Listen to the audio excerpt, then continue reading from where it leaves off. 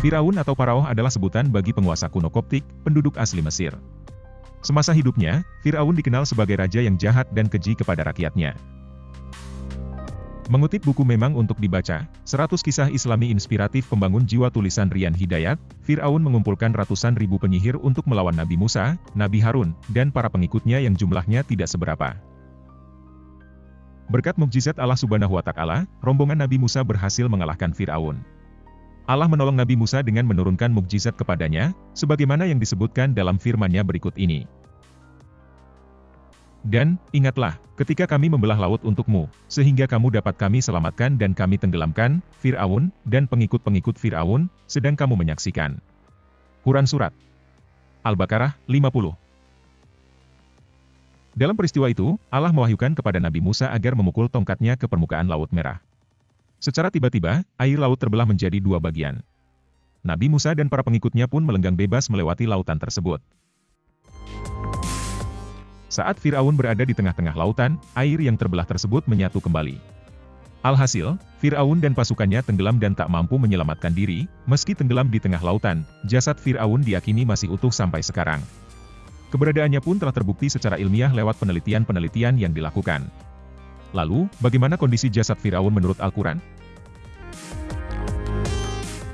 Jasad Fir'aun yang telah ditemukan bisa dilihat langsung di The National Museum of Egyptian Civilization, Museum Nasional Peradaban Mesir, di kawasan Fustat, Kairo, Mesir. Jauh sebelum keberadaan jasad Fir'aun dibuktikan, Al-Quran terlebih dahulu mengisyaratkan bahwa jasadnya akan ditemukan.